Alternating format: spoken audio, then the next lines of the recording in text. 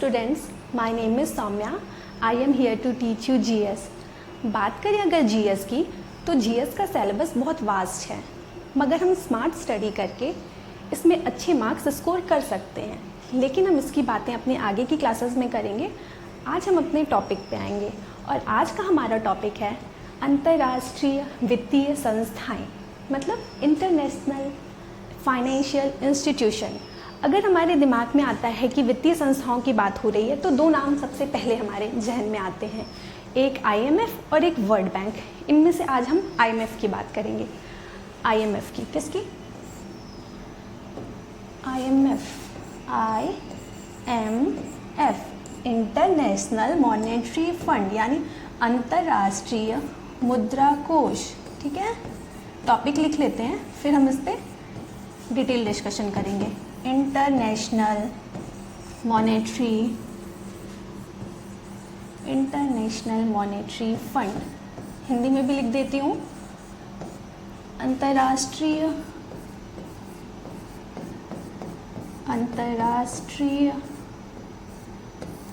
मुद्रा कोष, यानी अंतर्राष्ट्रीय मौद्रिक कोष।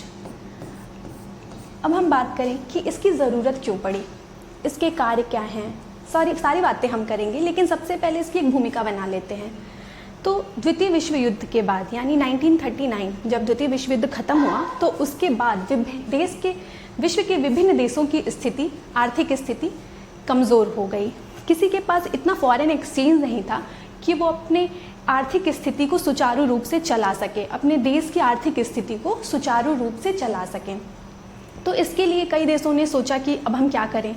तो कुछ ने अपना दिमाग लगाया और किसी ने अपने आयात पर प्रतिबंध लगा दिया। आयात पर प्रतिबंध लगाने से क्या होगा, निर्यात को बढ़ावा मिलेगा, जाहिर सी बात है।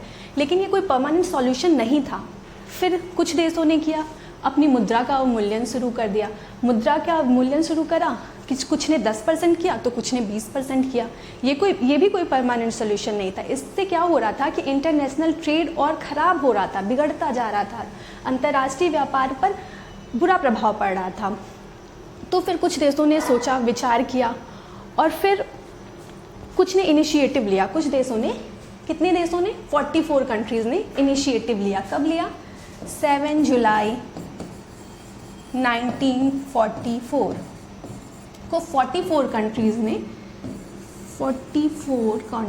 ने क्या किया? इनिशिएटिव लिया और इन्होंने मिलना सुनिश्चित किया। कहाँ पे? USA के ब्रिटेन वुड्स में। USA के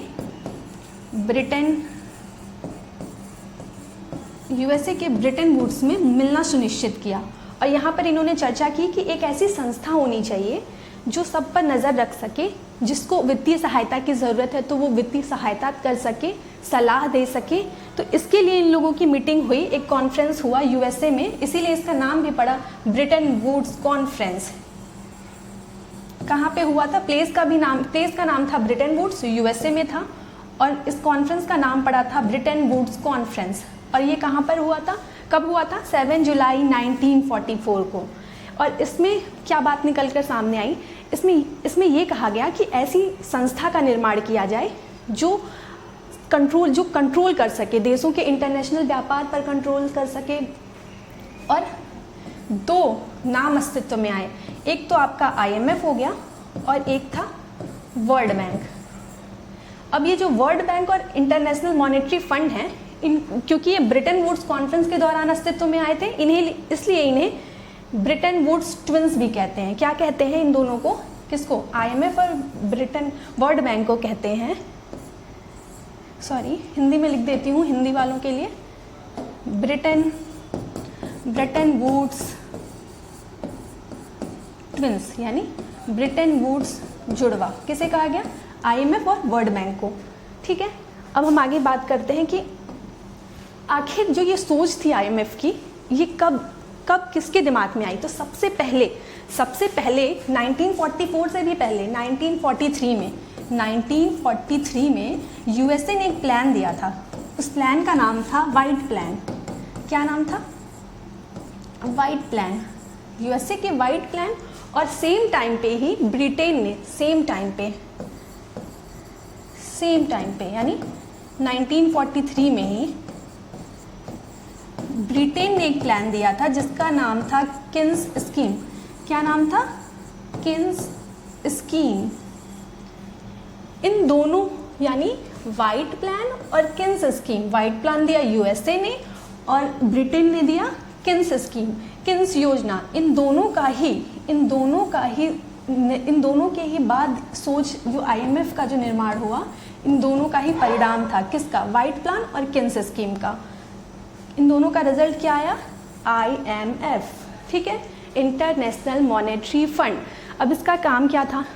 इंटरनेशनल मॉनेटरी फंड का काम क्या था, इसके ऑब्जेक्टिव्स क्या थे, ये सारी बातें हम डिटेल में करेंगे। पहले हम कुछ फैक्ट्स की बातें कर लेते हैं, इंपॉर्टेंट फैक्ट्स पे नज़र डालते हैं। सॉरी, तो कुछ फैक्ट्स देखते हैं। ठीक है, आपका आ गया आईएमएफ। कब आया? सोच आई, मतलब 1943 में यूएसए और 1943 में ही ब्रिटेन ने ये जो दोनों योजना दी। उसके बाद 1944 में जो कॉन्फ्रेंस हुआ उसमें आईएमएफ अस्तित्व में आया। लेकिन इसका अगर फॉर्मेशन पूछेगा ना, तो फॉर्मेशन डेट यानी कि इसकी स्थापना की डेट है, वो आपको एग्जाम में पूछता है। ये तो ठीक है, आप जब लॉन्ग आंसर लिख रहे हैं तो इसमें आपको ये हेल्प करेगा। लेकिन अगर एग्जाम में मोस्टली क्या होता है कि आपको ये डेट पूछती है कि फॉर्मेशन डेट क्या थी। तो फॉर्मेशन की जो डेट थी आईएमएफ के, वो थी 27 दिसंबर 1945, 27 दिसंबर 1945। ठीक है, अब इसकी स्थापना तो हो गई, लेकिन इसने कार्य करना अभी भी प्रारंभ नहीं किया। इसने कार्य करना अपना शुरू किया 1 मार्च 1947। कब? 1 मार्च 1947। ठीक है, आप इतना नोट कर चुके होंगे आई होप, और इसका पीडीएफ आपको मिल जाएगा। आगे की बात करते हैं। ठीक है, अब फॉर्मेशन हो गया, इसने कार्य करना भी प्रारंभ कर दिया। अब हम इसके और कुछ फैक्ट्स देख लेते हैं कि आईएमएफ की जो हेड है, आईएमएफ की हेड यानी हेड कौन है? Kristalina Georgieva. प्रेजेंट में है Kristalina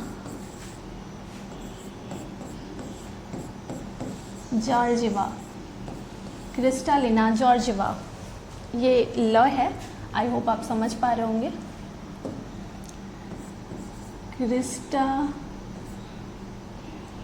Kristalina Georgieva.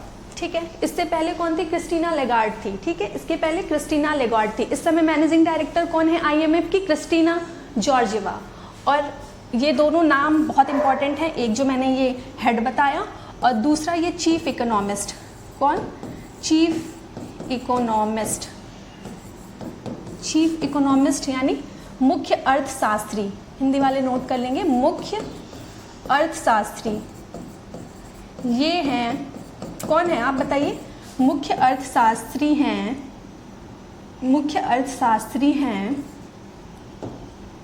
Gita Gopinath. कौन है? गीता गोपीनाथ। ये भारतीय महिला हैं, गीता गोपीनाथ, और ये मैसूर में जन्मी थी। ठीक है, गीता गोपीनाथ। अब अगर बात करें कि आईएमएफ में कितने मेंबर देश हैं। ठीक है, मेंबर सदस्यों की बात कर लेते हैं। तो आईएमएफ में टोटल कितने मेंबर हैं? आईएमएफ में टोटल प्रेजेंट में 190 सदस्य हैं। कितने सदस्य हैं? 190। अब ये रिसेंट में पूछ सकता है ना, क्योंकि ये 90 वाला जो है वो अभी 2020 में ऐड हुआ है। ठीक है, तो ये डेट और कब ऐड हुआ, डेट और कौन सा देश था, उसकी राजधानी क्या है, उसका करेंसी क्या है, ये आपको करंट से रिलेट करके पढ़ना पड़ेगा। तो जो 190 जो डेज ऐड हुआ है 16 अक्टूबर 2020 को, उसका नाम है अंडोरा। क्या नाम है? अंडोरा। ठीक है, अंडोरा 190वां सदस्य है किसका? आईएमएफ का। ठीक है, अब अंडोरा की कैपिटल, मैंने बोला ना कि कैपिटल भी आपको, करेंसी, ये सब करंट की जो न्यूज़ में आते हैं उनका याद रखना होगा आपको, कैपिटल करेंसी, क्योंकि एग्जाम्स में अक्सर पूछते हैं। तो अंडोरा की जो कैपिटल है यानी राजधानी, वो है एंडोरा ला वेला। क्या है? एंडोरा ला वेला। और इसकी करेंसी यूरो। कभी कभी एक पीछे का भी पूछ लेता है, अगर 190 रिसेंट में ऐड हुआ है ठीक है, मगर एग्जामिनर का दिमाग घुमा तो वो पूछ सकता है कि 189th मेंबर कौन था, 188 मेंबर कौन था, तो एक दो चार पीछे के भी दो चार याद रखने चाहिए। तो 189 आपका था नौरू गणराज्य, क्या था, नौरू गणराज्य, ठीक है, नौरू गणराज्य। और 188 था दक्षिणी सूडान, क्या था, दक्षिणी सूडान, ठीक है। इतना आपको पता चल गया। अब ये अंडोरा है कहाँ पे, अंडोरा फ्रांस और स्पेन, कहाँ, फ्रांस और स्पेन के बीच में स्थित एक माइक्रो स्टेट है, ठीक है। इसकी कैपिटल अंडोरा ला वेला, करेंसी हो गई यूरो, और ये 190th मेंबर है। कब शामिल हुआ, 16 अक्टूबर 2020 को, ठीक है। अब कुछ और बातें करते हैं। IMF का फाइनेंशियल ईयर, IMF का फाइनेंशियल ईयर, वित्तीय वर्ष, फाइनेंशियल ईयर कब से कब तक है, 1 मई से 30 अप्रैल तक। कब है, 1 मई से 30 अप्रैल, ठीक है, 1 मई से 30 अप्रैल कब है, फाइनेंशियल ईयर यानी वित्तीय वर्ष कब से कब तक है, 1 मई से 30 अप्रैल। अब बात करेंगे जो 1944 में जो कॉन्फ्रेंस हुआ था, ब्रिटन वुड्स कॉन्फ्रेंस, उसमें IMF और वर्ल्ड बैंक दो संस्थाओं का नाम निकलकर सामने आया था कि ऐसी संस्था का निर्माण होना चाहिए जो ज़रूरतमंद देशों को वित्तीय सहायता कर दे सके। तो ठीक है, हम बात कर लेते हैं कि इसमें IMF और वर्ल्ड बैंक में, बात हम IMF की कर रहे हैं लेकिन थोड़ा सा वर्ल्ड बैंक के बारे में जान लेते हैं, क्योंकि दोनों ऋण देते क्यों हैं, किस लिए देते हैं, दोनों में मेजर डिफरेंस क्या है, ठीक है। ये अक्सर कंफ्यूजिंग रहा है। तो हम बात करते हैं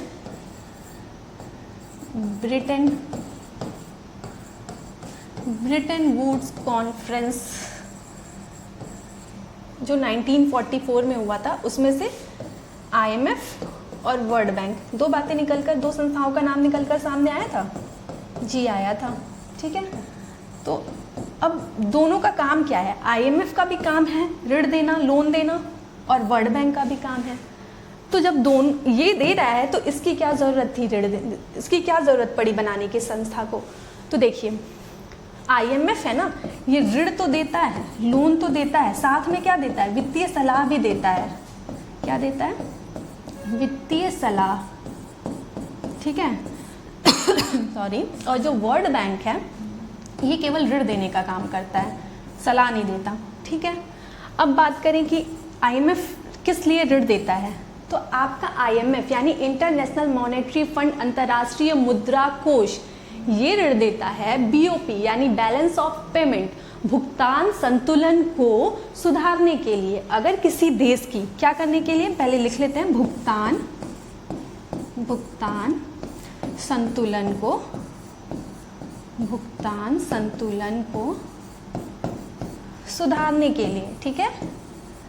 भुगतान संतुलन यानी BOP बैलेंस ऑफ पेमेंट को सुधारने के लिए देता है कौन, IMF।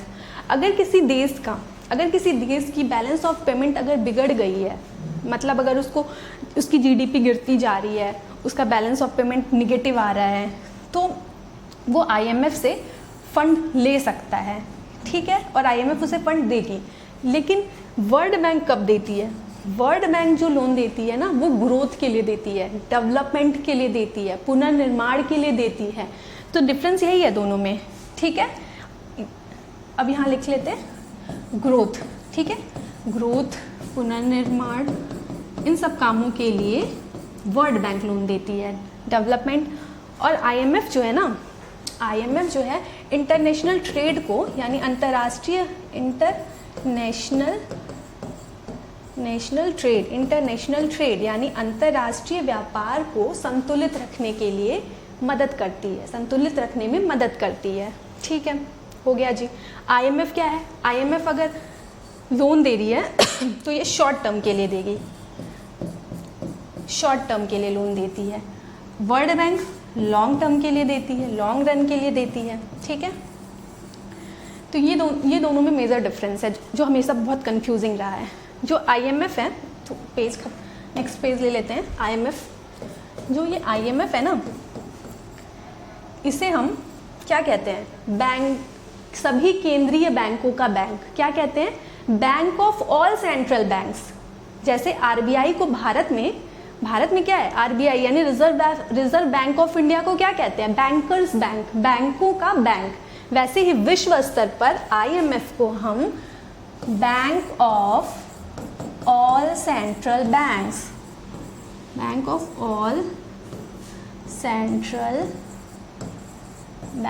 ऑल सेंट्रल बैंक्स, सभी केंद्रीय बैंकों का बैंक कहते हैं। ठीक है, किसको? आईएमएफ को, विश्व स्तर पर। ठीक है, अब हम बात करें कि आईएमएफ को बीओपी के केस में, बैलेंस ऑफ पेमेंट के केस में ना क्या कहते हैं? Guardian to good conduct. ठीक है, ऐसा गार्जियन है जो अगर किसी देश की बैलेंस ऑफ पेमेंट बिगड़ गई है, खराब हो गई है, तो वो उसको वित्तीय सहायता देता है और उसको इसकी बैलेंस ऑफ भुगतान संतुलन को सुधारने में मदद करता है। कौन? आईएमएफ। इसीलिए इसे क्या बोलते हैं? आईएमएफ को गार्जियन टू गुड कंडक्ट।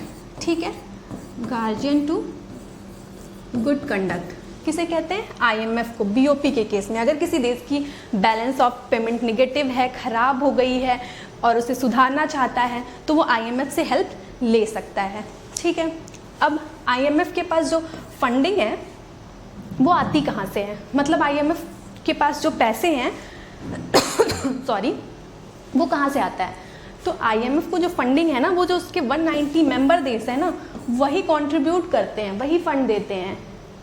अब जिसका ये कंट्रीब्यूशन है ना, वो कंट्रीब्यूशन से फंड मिलता है। किसको? आईएमएफ को। लेकिन जो ये कंट्रीब्यूशन है वो कोटा सिस्टम के द्वारा होता है। अब जिस देश का जितना कोटा होगा वो उतना फंड देगा। अगर जरूरी नहीं है कि हर देश का कोटा बराबर हो। अगर कोई डेवलप्ड कंट्री है तो जाहिर सी बात है उसका कोटा ज़्यादा होगा, वो ज़्यादा फंड देगा। अगर कोई अंडर डेवलप्ड है वो कम देगा। तो इससे क्या है ना, कोटा सिस्टम का जो प्रभाव है वो वोटिंग सिस्टम पर भी पड़ता है। ठीक है, जिसका कोटा ज़्यादा होगा उसके वोटिंग राइट्स भी ज़्यादा होंगे। और सबसे डेवलप्ड अगर बात करें तो यूएसए सबसे ज़्यादा फंड देता है। कौन देता है? यूएसए सबसे ज़्यादा फंडिंग देता है। किसको? आईएमएफ को।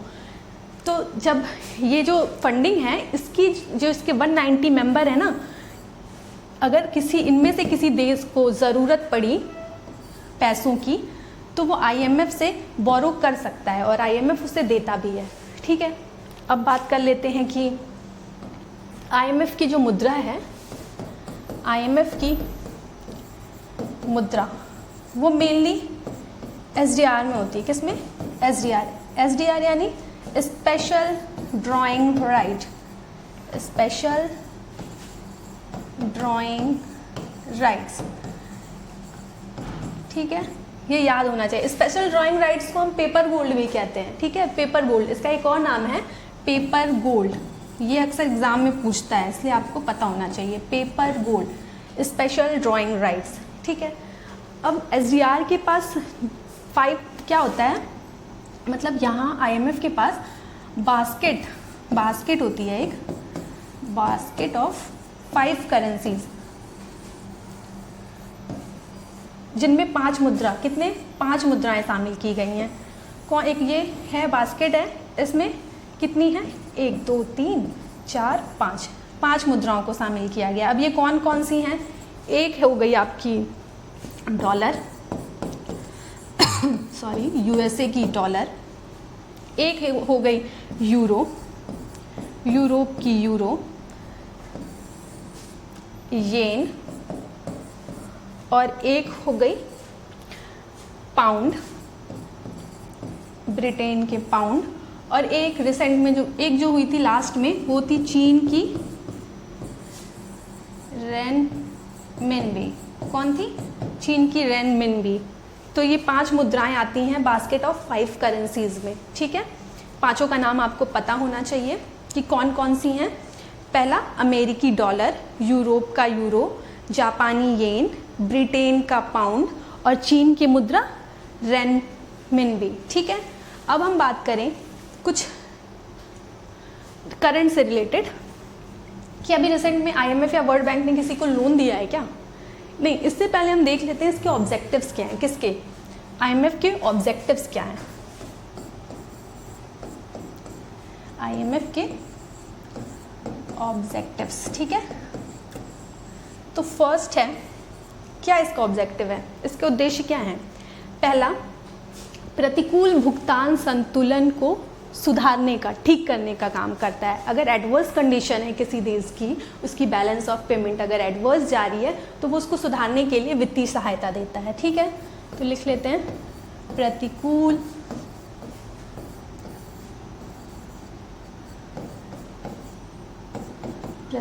भुगतान संतुलन को सुधारने के लिए, ठीक है। दूसरा क्या इसका ऑब्जेक्टिव है? International trade. क्या? इंटरनेशनल ट्रेड यानी अंतर्राष्ट्रीय व्यापार को संतुलित रखने में मदद करता है। क्या करता है? इंटरनेशनल ट्रेड अंतर्राष्ट्रीय व्यापार को संतुलित रखता है, ठीक है। थर्ड क्या काम करता है? विनिमय दरों यानी विनिमय दरों, एक्सचेंज रेट, किसमें? विनिमय दरों को स्थायित्व प्रदान करता है। विनिमय दरों को स्थायित्व, स्टेबिलिटी, ठीक है, स्थायित्व प्रदान करता है। स्थायित्व यानी स्टेबिलिटी प्रदान करता है। फोर्थ क्या? ये आपको सब याद होने चाहिए, ठीक है। फोर्थ है अंतर्राष्ट्रीय मौद्रिक सहायता प्रदान करता है। क्या काम करता है? अंतर्राष्ट्रीय मौद्रिक, इसके नाम से ही क्लियर है, अंतर्राष्ट्रीय मुद्रा कोष यानी इंटरनेशनल मॉनेटरी फंड देने का काम करता है। मौद्रिक हेल्प करता है, अंतर्राष्ट्रीय मौद्रिक सहयोग देने का काम करता है, ठीक है। लास्ट वन क्या है? लास्ट क्या है इसका? बहुपक्षीय यानी मल्टीलेटरल भुगतान,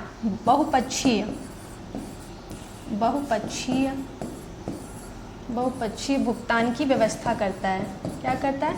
बहुपक्षीय भुगतान की व्यवस्था करता है, ठीक है। मल्टीलेटरल पेमेंट की व्यवस्था करता है, ठीक है। ये इसके ऑब्जेक्टिव्स हैं जो आपको नोट करने हैं।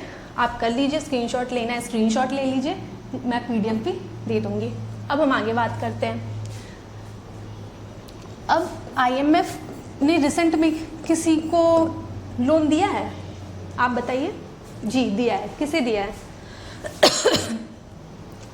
आईएमएफ ने अभी रिसेंट में लोन दिया है पाकिस्तान को। किसको? अभी रिसेंट बोरोवर, सबसे बिगेस्ट बोरोवर अभी बना है पाकिस्तान। कौन? पाकिस्तान ने $6 बिलियन का लोन लिया है आईएमएफ से। किस लिए लिया है ये लोन?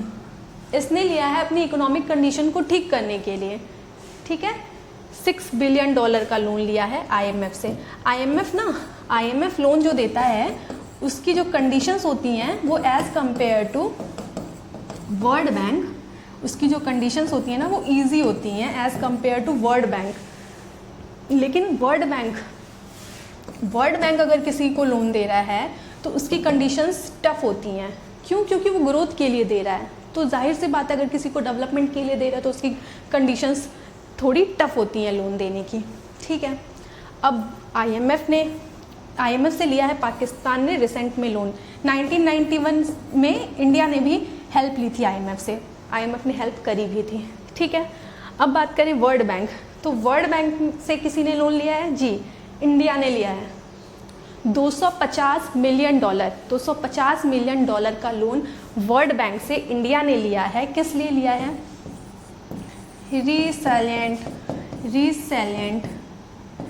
केरला प्रोग्राम के लिए।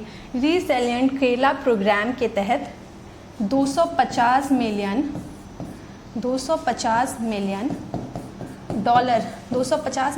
का लोन लिया है इंडिया ने वर्ल्ड बैंक से, ठीक है। अब ये रीसेलेंट केरला प्रोग्राम क्या है? इसके तहत क्या होता है कि अगर नेचुरल डिज़ास्टर आता है या क्लाइमेट चेंज होता है तो उससे जो इफ़ेक्ट पड़ता है उससे कोप अप करने के लिए वर्ल्ड बैंक से लोन लिया है इंडिया ने, ठीक है। आई होप आपको मेरी ये बातें समझ आ रही हों और आप मुझे समझ पा रहे हो।